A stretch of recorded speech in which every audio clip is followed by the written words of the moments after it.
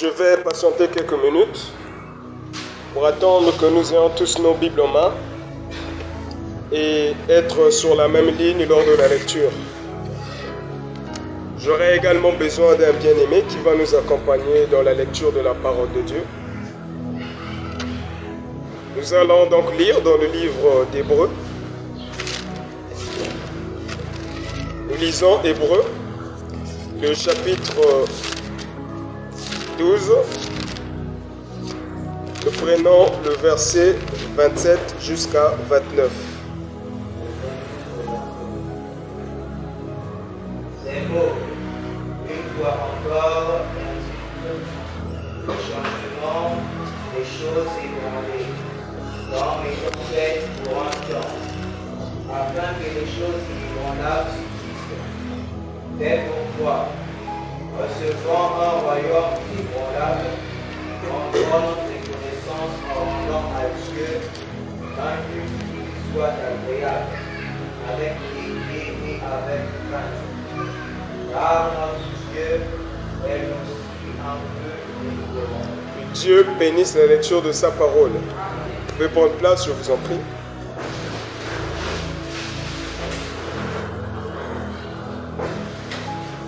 Le frère Ariel va poursuivre la lecture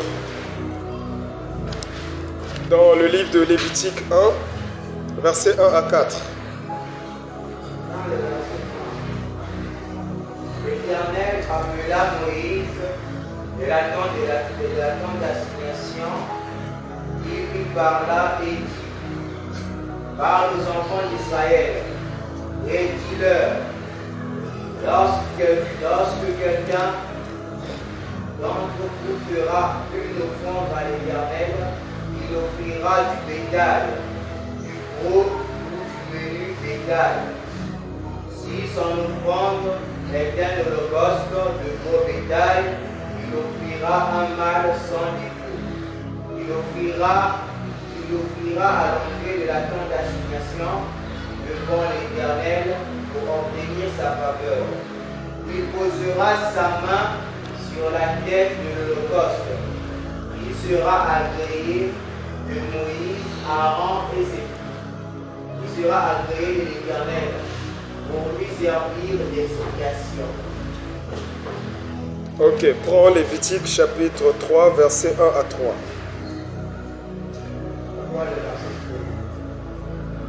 Lorsque quelqu'un offrira à l'Éternel un sacrifice d'action de grâce, il offre au bétail, mâle ou femelle, il offrira sans défaut devant l'Éternel. Il posera sa main sur la tête de la victime, il l'égorgera à l'entrée de la tente d'assignation, et les sacrificateurs, fils d'Aaron, répandront le sang sur l'autel tout autour de ce sacrifice d'action de grâce. Il offrira en sacrifice consumé par le feu devant l'Éternel, la graisse qui couvre les entrailles et tout celle qui y est attachée. Ok, prends Lévitique 4, versets 1 à 3. L'Éternel parla à Moïse et dit: parle aux enfants d'Israël et dit: lorsque quelqu'un péchera involontairement contre l'un des commandements de l'Éternel, en faisant des choses qui ne doivent point se faire, si c'est le sacrificateur ayant reçu l'onction qui a péché et a rendu par là le peuple coupable, il offrira à l'Éternel pour le péché qu'il a commis un jeune taureau sans défaut, en sacrifice d'expiation. Ok, prends Lévitique chapitre 5, versets 14 à 15.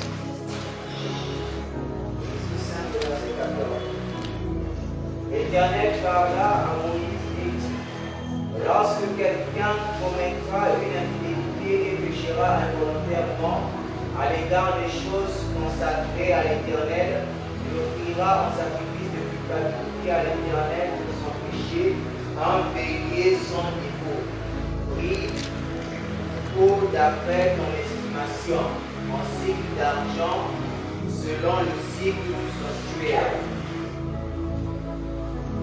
Ok, prends Lévitique 8, verset 28.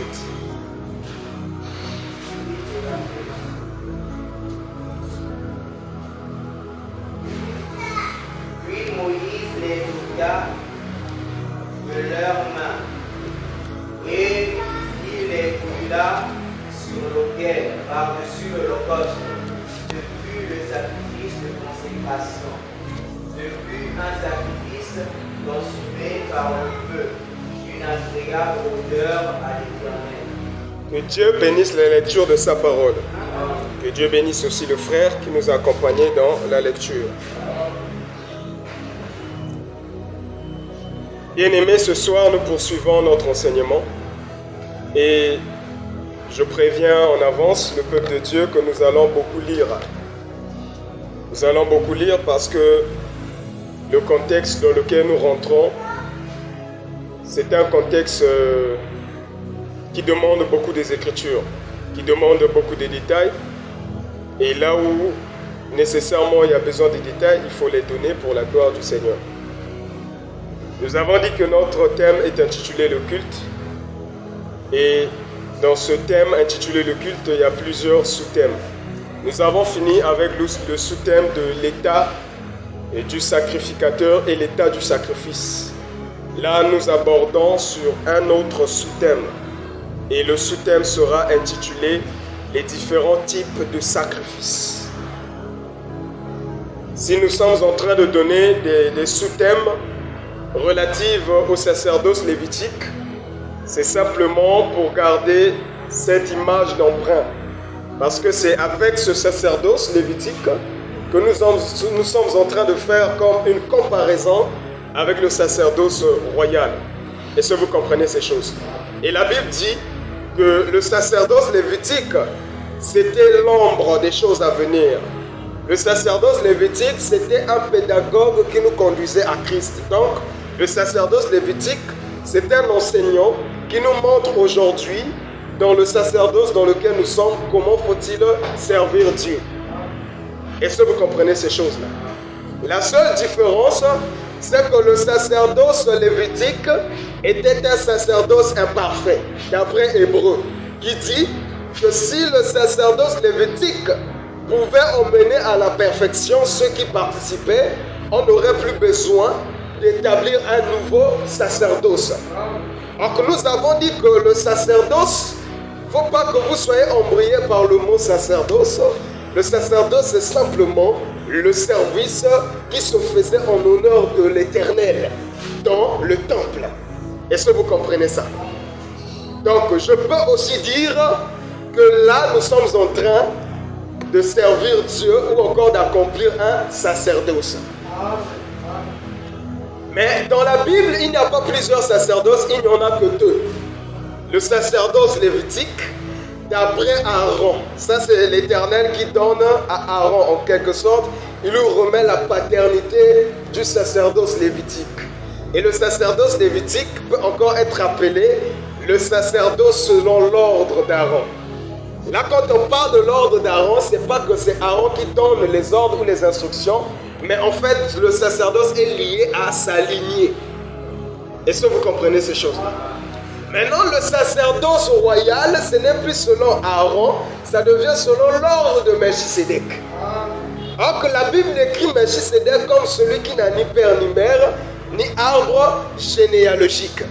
Et dans le sacerdoce, selon l'ordre de Melchisédek, c'est Christ qui est établi comme souverain sacrificateur. Et Christ, comme souverain sacrificateur, a toute une postérité derrière lui. Et cette postérité, Apocalypse dit que Dieu, par le sacrifice de Christ, a fait de nous un royaume des sacrificateurs. Donc, en d'autres termes, nous sommes les descendants du souverain sacrificateur qui n'est autre que Jésus. À ce titre, nous avons la légitimité de servir dans le sacerdoce. Nous avons la légitimité de servir dans la sacrificature. Ce qui fait d'un sacrificateur, c'est l'œuvre même de la sacrificature. Et les fils d'Aaron passaient leur journée tout entière à prendre les animaux et à les sacrifier sur l'autel. Nous avons dit que la sacrificature obéit à des normes qu'on ne peut pas sauter de peur d'être frappé de mort. Et la première règle du sacerdoce, c'est la sanctification. Tout sacrificateur qui devait offrir au Seigneur l'aliment de Dieu devait être dans un état de sainteté, un état de pureté, un état que je peux qualifier de perfection. Mais à quel moment l'homme pouvait atteindre cet état, vu que l'homme est pécheur de par son sang? Nous disons, avec le geste de laver les mains dans la cuve des reins, le Seigneur considérait ce symbole comme étant une image de purification. Et à cet instant T, le Seigneur ne voyait plus le sacrificateur comme un homme pécheur, il voyait le sacrificateur comme un homme saint, un homme pur, qui est capable d'offrir sur l'aliment, sur la table de Dieu, son aliment à lui. Est-ce que vous comprenez? Voilà pourquoi nous avons dit dernièrement, en qualité de sacrificateur de Dieu que nous sommes, on ne peut plus dire à un sacrificateur, va te laver les mains dans la cuve des reins. Parce que c'est la première règle qu'un sacrificateur doit avoir en tête. Avant de sacrifier, mes mains doivent être propres. Ça veut dire ça, ce n'est plus une chose, une instruction qu'on peut donner. On ne peut plus dire prions, demandons pardon à Dieu. Le sacrificateur sait que dès que je me pointe et que je m'apprête à sacrifier, en premier, je dois d'abord faire la paix. En premier, je dois d'abord me laver les mains. Voilà pourquoi l'Écriture dit même, quand tu t'apprêtes à offrir, si tu te souviens avoir un problème avec ton frère, laisse d'abord le sacrifice, va résoudre ton problème, ensuite reviens sacrifier. Ça revient à dire que dans un état d'impureté, le sacrifice que nous offrons à Dieu est multiplié par 0. Donc ça ne servira à rien de s'empresser de sacrifier sur l'autel de Dieu sans pourtant être dans un état de pureté. On est d'accord? Ça, c'est le résumé qu'on a voulu faire. Maintenant, on a dit, dans le sacerdoce royal, qui est le sacerdoce de Jésus, ici, il ne s'agit plus d'un autel comme étant un objet physique. Il ne s'agit plus d'un animal comme étant un animal physique. Il ne s'agit plus d'un sacrificateur qui fait partie de la tribu de Lévi, selon la chair. Mais là, les choses sont maintenant traduites d'une manière spirituelle, parce qu'il faut reconnaître que le peuple que nous sommes, nous ne sommes pas un peuple physique, nous sommes un peuple spirituel. Est-ce que vous comprenez ça? Nous ne marchons pas avec Dieu d'une manière physique, c'est-à-dire nous sommes là en groupe, bon, on est en train d'aller à Israël. Non, on est en train d'aller au royaume des cieux. Non, non, non, non, non. La marche que nous effectuons devient une marche spirituelle. Tu peux être là, tu as quitté ta maison pour venir ici, mais d'une manière spirituelle, tu es en train de suivre une même direction. Tu es en train de marcher progressivement. À chaque étape de ta vie, par rapport à ta spiritualité, par rapport aux choses de Dieu, nous considérons que tu es en train de lancer des pas pour aller un peu plus de l'avant. Est-ce que vous comprenez ça?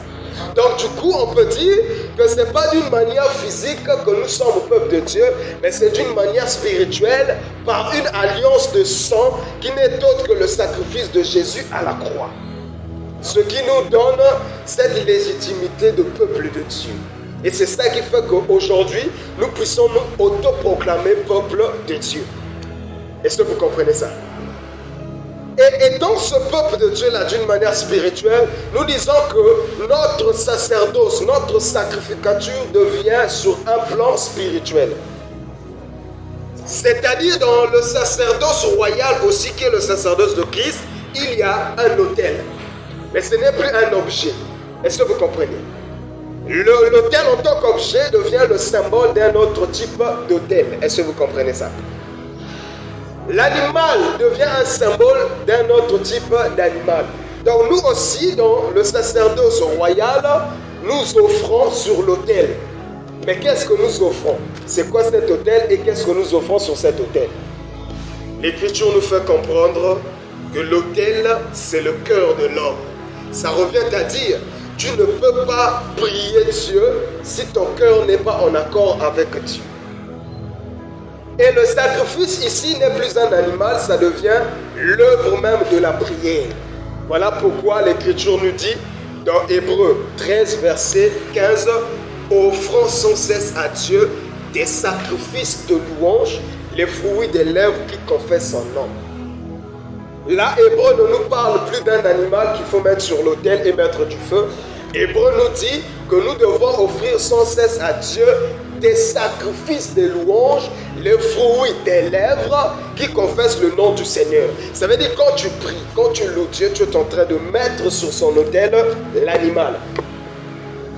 Et nous avons dit que l'autel c'est le cœur. Donc quand tu pries, il faut t'assurer que ce que tu dis vient du cœur.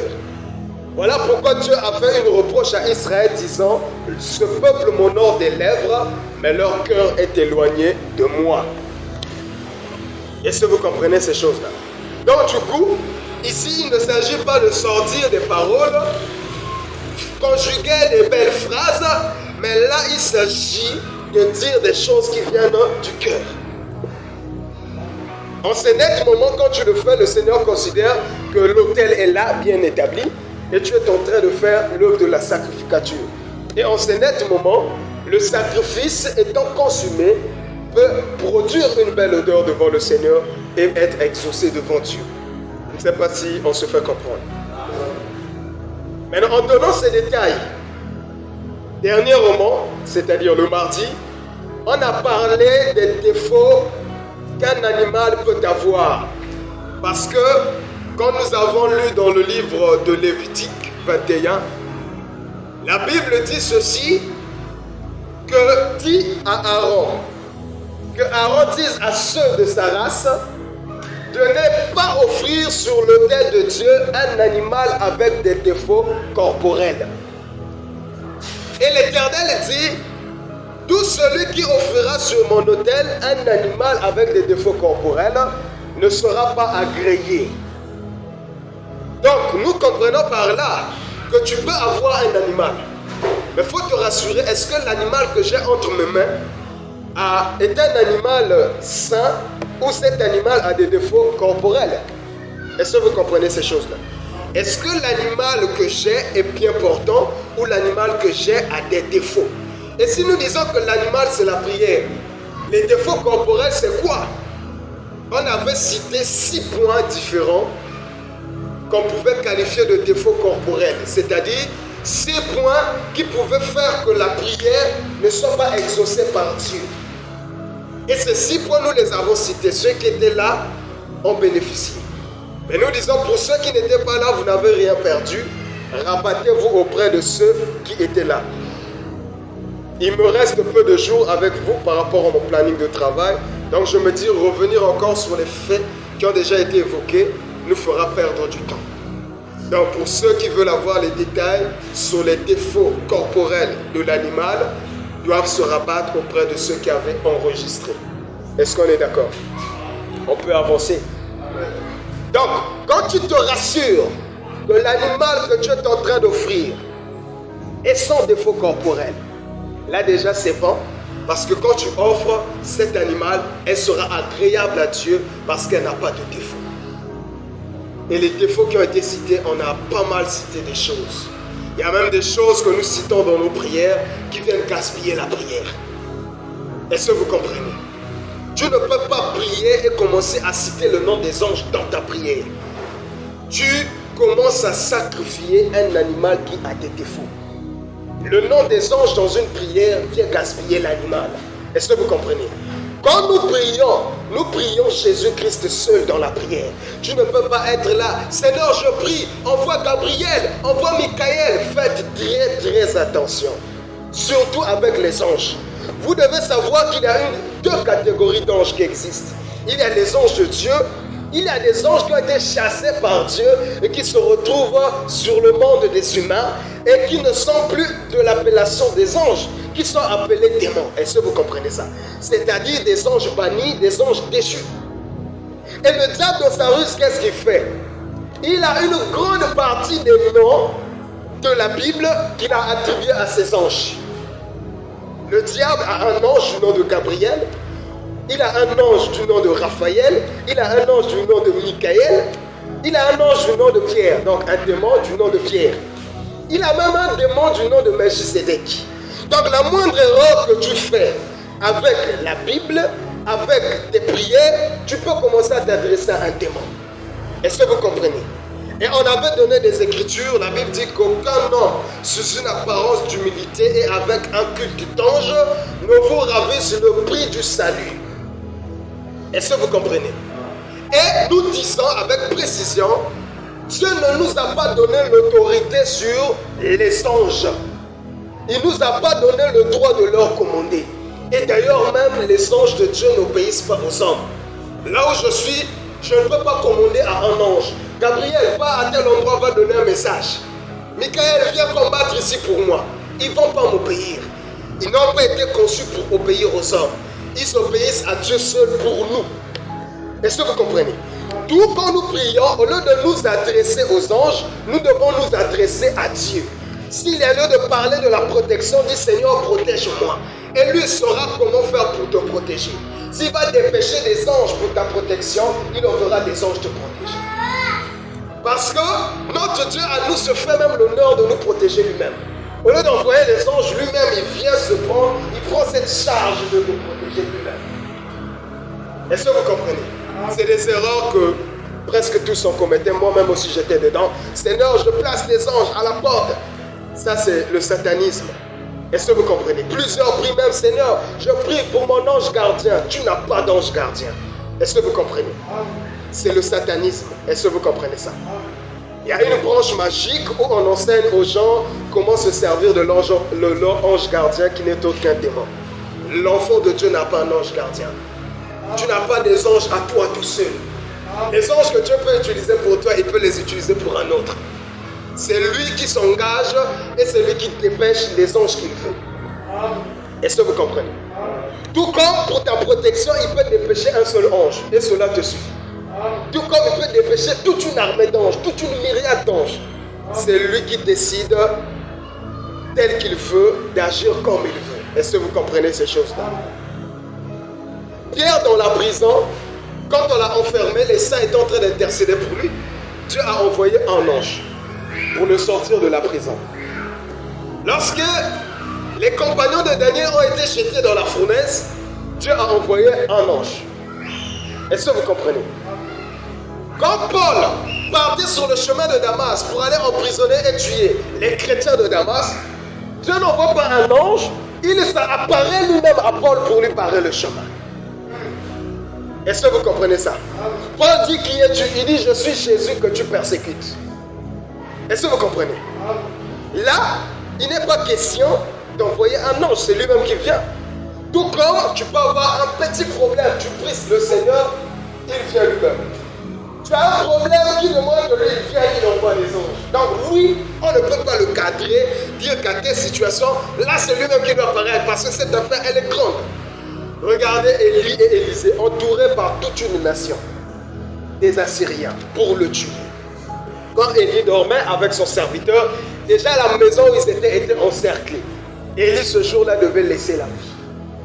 Quand Élie sort avec les yeux ouverts par rapport à la vision du Seigneur, il voyait déjà l'armée qui les entourait. Il n'avait pas vu le Seigneur. Il avait vu une armée que le Seigneur avait envoyée pour eux. Est-ce que vous comprenez ça? Ça, c'est Dieu qui décide. Ce n'est pas Élie qui avait prié, Seigneur, envoie une armée. Non, non, non. Il dit, Seigneur, ouvre à mon serviteur les yeux pour qu'il voie.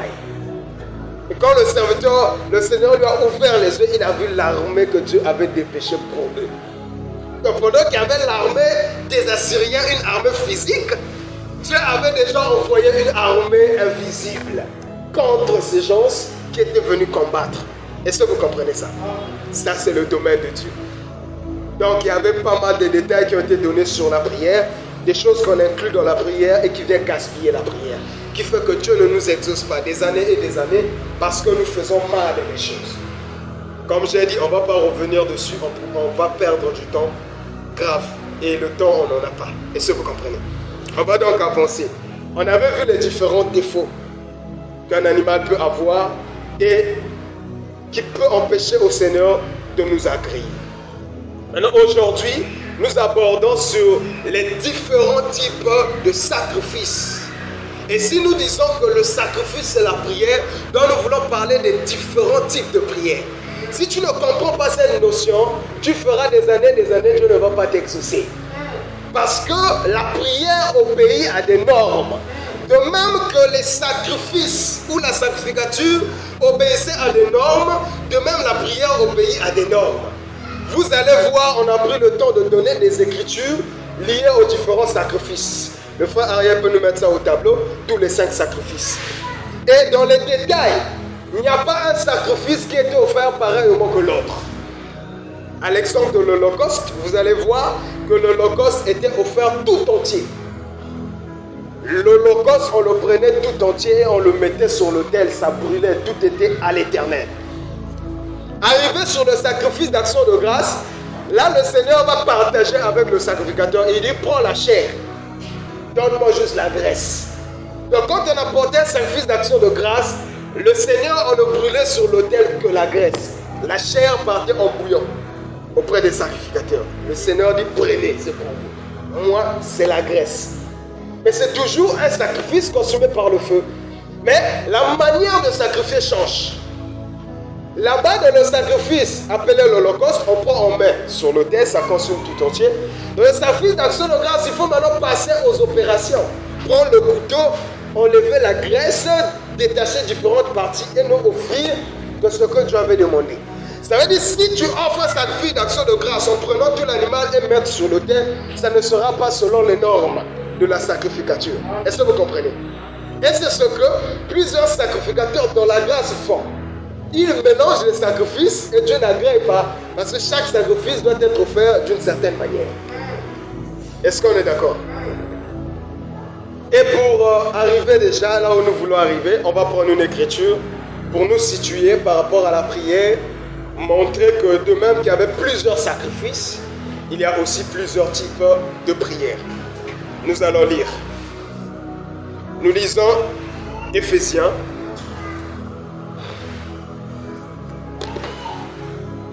Éphésiens 6, verset 18.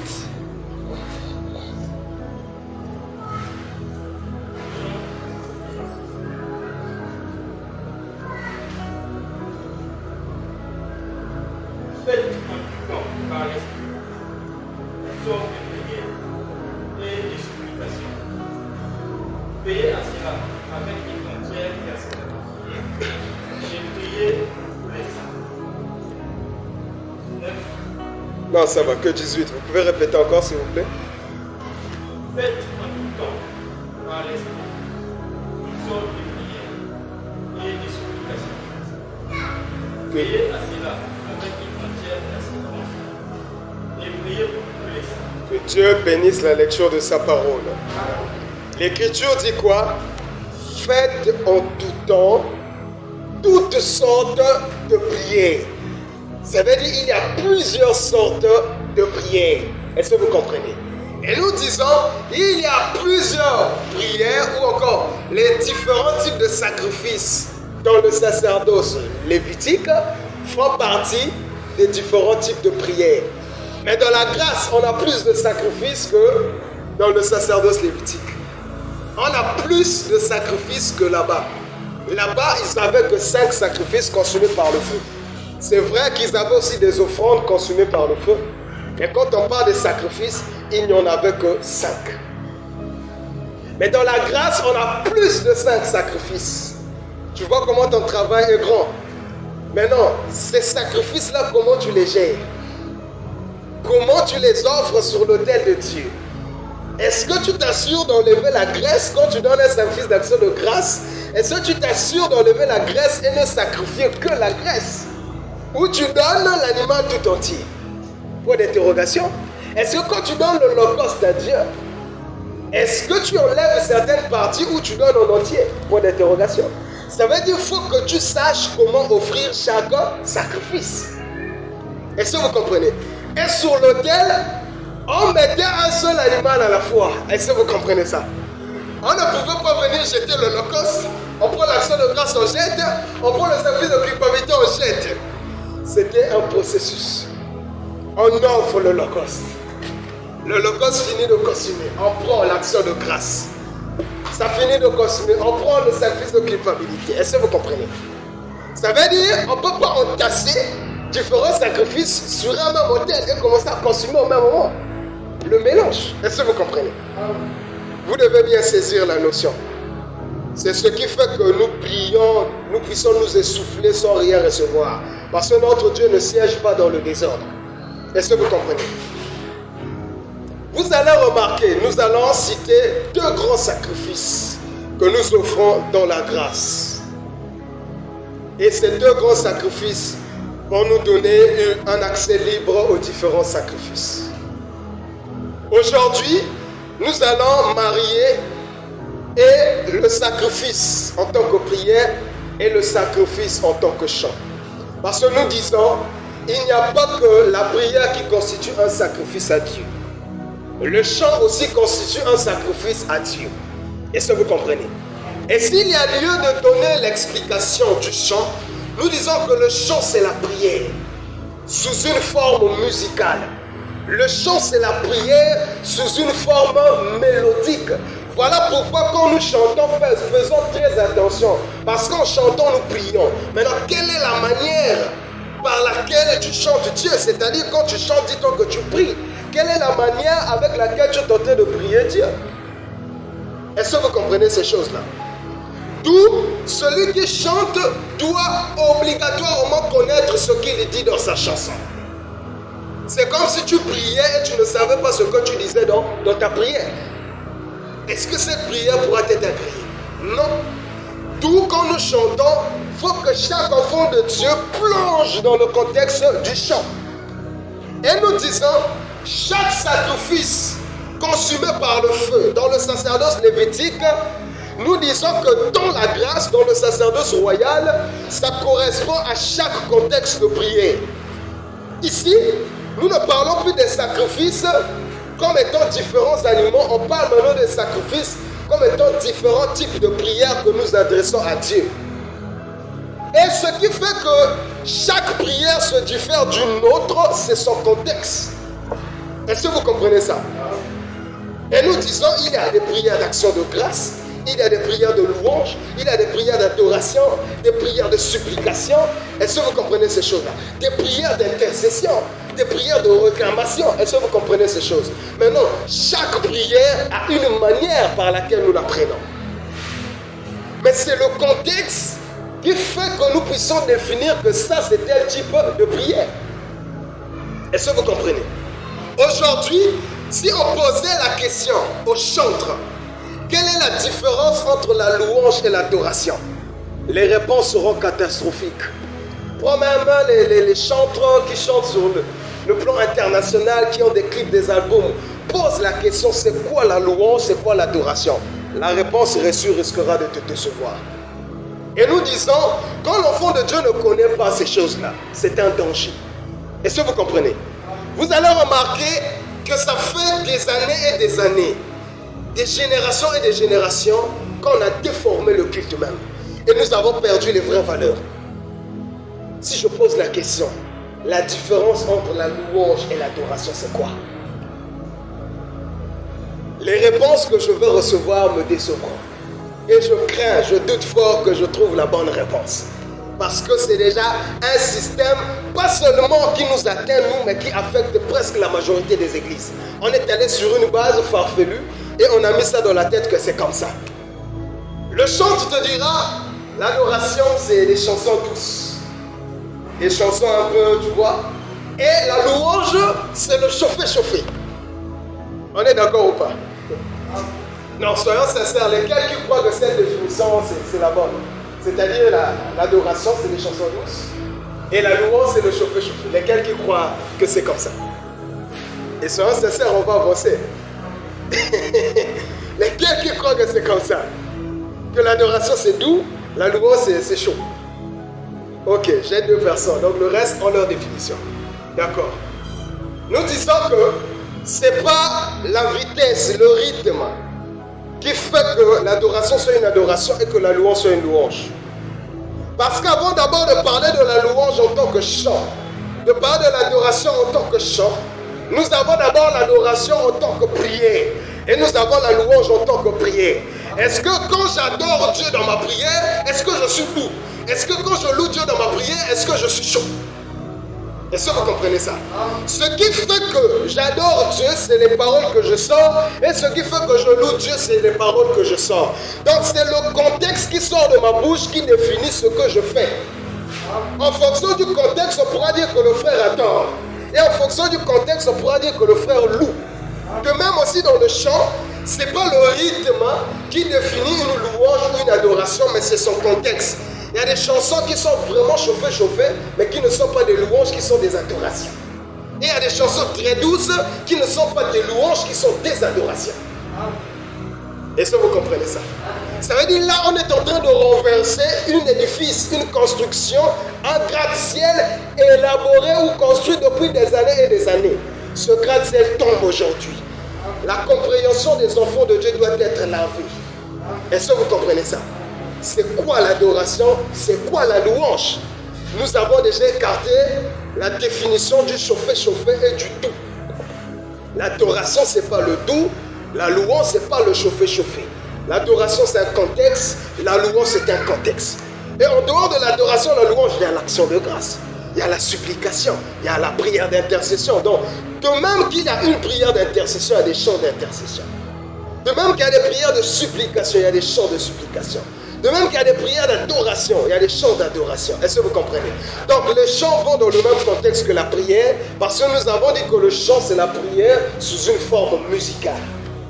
Est-ce que vous comprenez ces choses-là? Maintenant, qu'est-ce qui fait qu'une adoration soit appelée adoration? C'est son contexte. Et le contexte de l'adoration, c'est quoi? Nous prendrons les Écritures. L'adoration, c'est ce qui touche à la divinité directement. Est-ce que vous comprenez ça? Tout ce qui touche directement à la divinité, c'est une adoration. Est-ce que vous comprenez ça? De même, si tu commences à adresser certaines paroles à un homme, ça peut devenir une adoration et c'est ce que le Seigneur peut qualifier d'idolâtrie. Est-ce que vous comprenez ça? L'adoration, c'est les paroles qui sortent. Et il y a des paroles qu'on ne peut adresser qu'à Dieu. Parce que c'est des paroles liées à l'adoration. Et tu ne peux pas dire à quelqu'un je t'adore. Il ne faut pas emprunter les mots français pour le plaisir d'emprunter. Oh, j'adore telle chose. L'adoration revient à Jésus seul. Est-ce que vous comprenez ça? Et il y a des paroles qu'on ne peut jamais attribuer à un homme, de peur que ce soit une adoration adressée à un homme. Est-ce que vous comprenez? Donc tout ce qui touche à la divinité devient une adoration. Maintenant, il faut accompagner cela par les Écritures. Nous allons lire pour marquer une différence et on va continuer prochainement. Nous lisons Apocalypse 19, verset 10.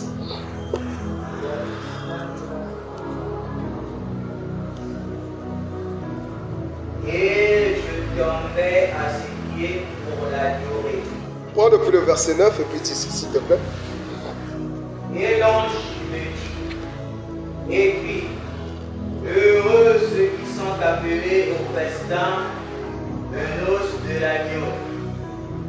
Et il me dit, ces paroles sont les véritables paroles de Dieu. Et je tombais à ses pieds pour l'adorer. Mais il me dit, marie-toi de terre, je suis ton compagnon de service et celui de tes frères qui ont le témoignage de Jésus. Adore Dieu, car le témoignage de Jésus est l'esprit de la prophétie. Ok, acte 10, 25 à 26, rapidement, on n'a plus de temps. Acte 10, le verset 25.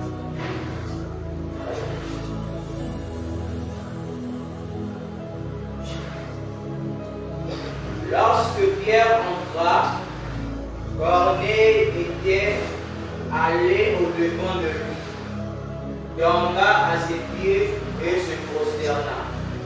Mais Pierre le releva en disant, lève-toi, moi aussi, je suis un homme. Et conversant avec lui, il entra et trouva beaucoup de personnes réunies. Ok, saute. Prends acte 14, 14 à 15. Acte 14, verset 14. Les apôtres Barnabas et Paul, ayant appris cela, déchirèrent leurs vêtements et se précipitèrent au milieu de la foule, en s'écriant, ô homme, pourquoi agissez-vous de la sorte? Nous aussi, nous sommes des hommes de la même nature que vous, et vous apportons une bonne nouvelle. Nous vous exhortons à renoncer à ces choses vaines, pour vous tourner vers le Dieu vivant, qui a fait le ciel et la terre, la mer et tout ce qui s'y trouve. Ok, prends Luc 4.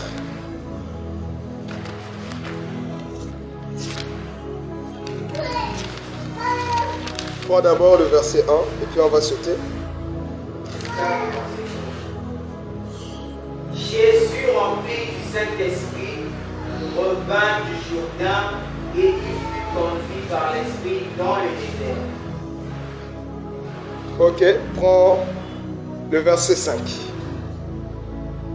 Le diable ayant élevé, lui montra en un instant tous les royaumes de la terre. Et lui dit, je te donnerai toute cette puissance et la gloire de ces royaumes, car elle m'a été donnée, et je la donne à qui je veux. Si donc tu te prosternes devant moi, elle sera toute à toi. Jésus lui répondit, il est écrit, tu adoreras le Seigneur ton Dieu, et tu le serviras lui seul. Que Dieu bénisse la lecture de sa parole. Avec ces écritures que nous venons de lire, vous allez voir que l'adoration était toujours attribuée à Dieu.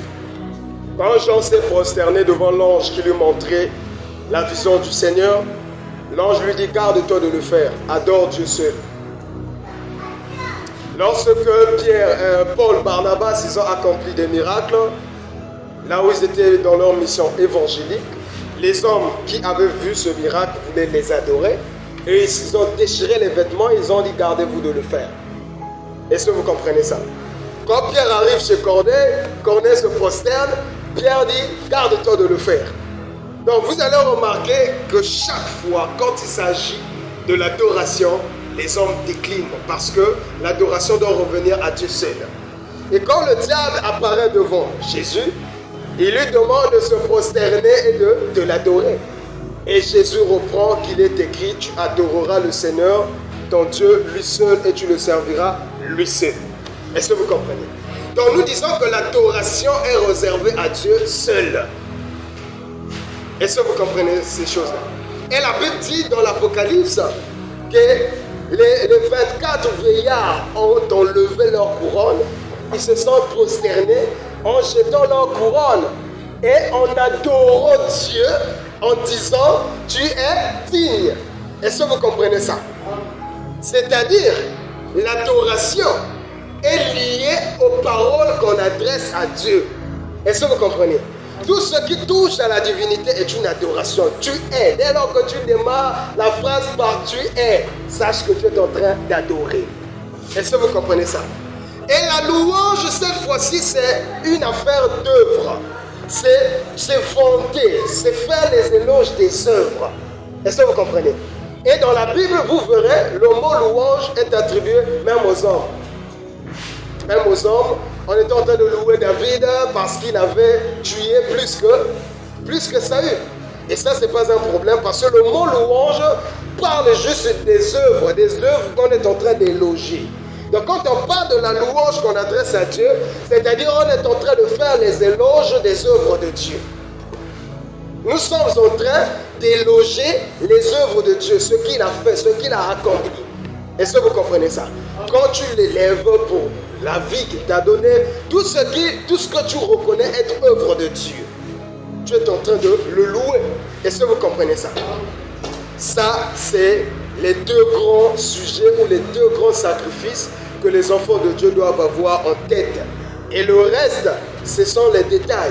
L'action de grâce, la supplication. Nous prendrons le temps d'aller, même si ce n'est pas des détails approfondis, mais les Écritures seront quand même là pour accompagner ce que nous disons. Est-ce que vous comprenez? S'il y a lieu donc de revenir dessus, nous disons, pourquoi nous prenons ces choses? L'enfant de Dieu ne prie pas pour le plaisir de prier. Si vous suivez ceux qui nous ont précédés dans la foi, si ces derniers étaient efficaces dans la prière, parce qu'ils avaient compris comment prier. Quand l'enfant de Dieu prie avec précision. Voilà pourquoi tout à l'heure j'ai dit, tu ne peux pas prendre l'holocauste, tu mets, tu prends le sacrifice d'action de grâce, tu mets, tu prends le sacrifice de culpabilité, tu mets. Non. Parfois on prie, nous-mêmes on est embrouillés par nos propres sujets. Maintenant celui qui t'écoute. Voilà pourquoi nous prions. Il y a des prières même qu'on fait, on a même oublié ce qu'on a demandé à Dieu. Parce qu'on prie, parce qu'il faut prier. Est-ce que vous comprenez? De même aussi dans le culte, on n'est pas obligé de prendre 10 sujets. L'adoration, c'est pas ça, la louange, c'est pas ça. Est-ce que vous comprenez ça? Si vous voyez ceux qui nous ont précédés, c'est des personnes organisées dans le sens où c'est un sujet qu'ils désignaient et qu'ils adressaient à Dieu. Est-ce que vous comprenez ces choses? On peut être là juste dans un seul sujet d'action de grâce, mais on le développe dans tous ces contextes. Est-ce que vous comprenez ça? Et s'il y a lieu de parler avec rigueur, je dirais qu'on n'a jamais rendu grâce à Dieu. Vous savez l'action de grâce, ce que ça comporte.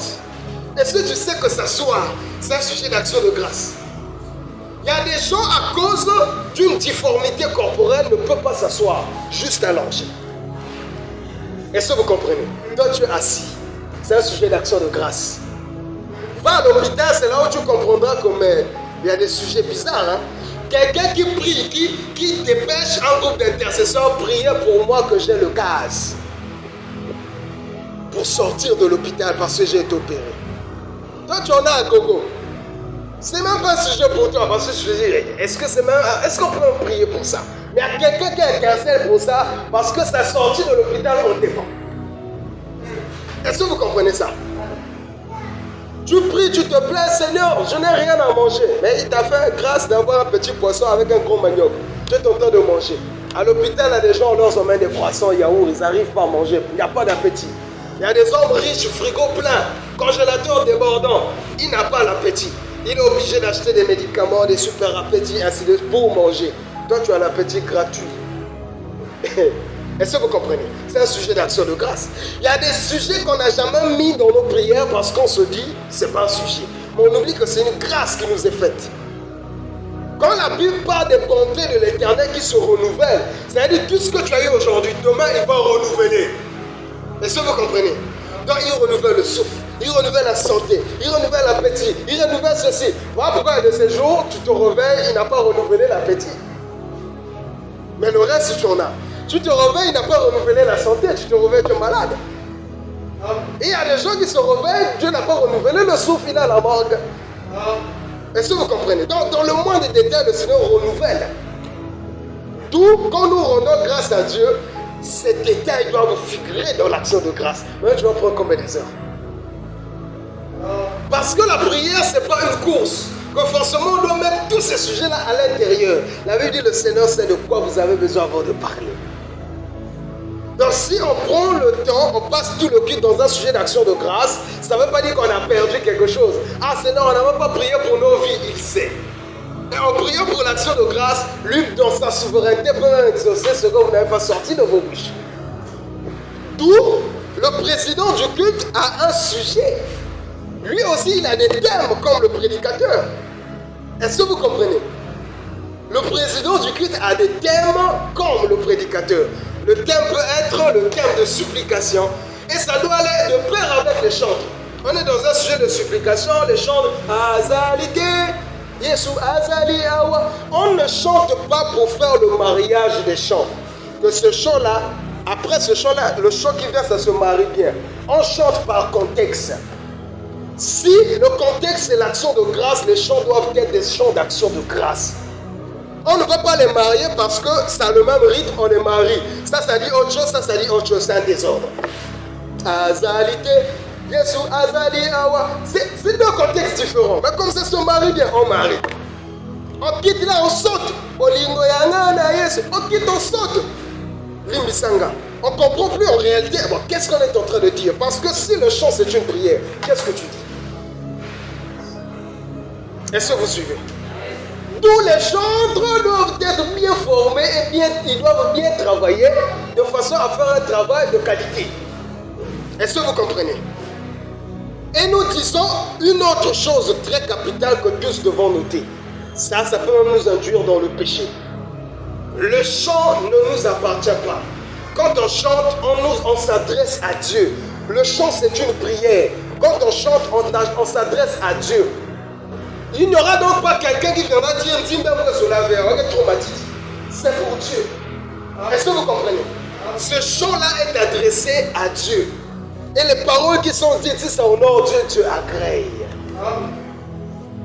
Et le chantre ne doit pas tomber dans le piège de vouloir satisfaire le peuple. Quand je sens que le peuple en ébullition. Ça veut dire que tu commences à chanter pour le peuple. Et tu oublies à qui appartient l'adoration et la louange. Le chant doit être adressé à Dieu. D'aucuns viendront se plaindre car dans la sélection avec nos romans, souvent mes adorations. Et que moi, chauffer. On ne chante pas pour toi, désolé. Si tu veux transpirer, mets ta rumba à la maison, transpire. Si le contexte, le thème dans lequel nous sommes nous emmène à être dans l'action de grâce, on sera dans l'action de grâce. Et si c'est des chansons douces, on sera dans les chansons douces. Il ne faut pas tomber dans le piège que forcément, il doit y avoir une partie où on chante des chansons douces et après il faut transpirer. Non. Ce n'est pas une loi. Ça, c'est une construction qu'il faut mettre à terre et aller sur une nouvelle construction. De ne pas tomber dans le piège de faire des choses par système. Ah, vous bien louange, me vendre, qu'est-ce que tu racontes? Ah, vous bien mettre du goût de vin. Tu n'es pas venu transpirer. Tu es venu sacrifier à Dieu. Est-ce que vous comprenez ces choses-là? Donc, ça, c'est des notions très importantes que les enfants de Dieu doivent garder en tête. Le président du culte a des thèmes lui aussi. Et on ne va pas en vouloir au président si depuis qu'on a commencé, on va rendre grâce. On va rendre encore grâce. On va rendre encore grâce. Ah, mais tu fais une action de grâce. C'est un thème qu'on est en train de défendre. On peut faire un mois, on est dans le thème d'action de grâce. On peut faire un mois, on est dans le thème de supplication. Parce qu'il y a un sujet qui est là. Et le thème d'intercession, on ne va pas attendre le samedi. Si on a un problème, un sujet en cours, tant que le Seigneur ne nous reprend pas, on est dans le deuil, on est dans l'intercession. Est-ce que vous comprenez? Et ça, c'est valable dans tous les cultes. Est-ce que vous comprenez? Du coup, le thème sur lequel nous travaillons, c'est le thème d'intercession. Et on est en train de le poursuivre jusqu'à ce que nous voyons la main de Dieu. Donc les chants vont dans la direction de l'intercession. Nos sujets vont dans la direction de l'intercession. Et je crois que si on marche dans cette direction, bien aimé, je ne crois pas qu'on puisse manquer de voir la main de Dieu. Ça, c'est ce que j'appelle l'ordre dans les choses de Dieu. Parfois, on fait le mélange et on ne gagne rien à la fin parce qu'on a mal fait les choses. Est-ce que vous comprenez ces choses-là? Que le Seigneur nous bénisse. On attend pour la parole.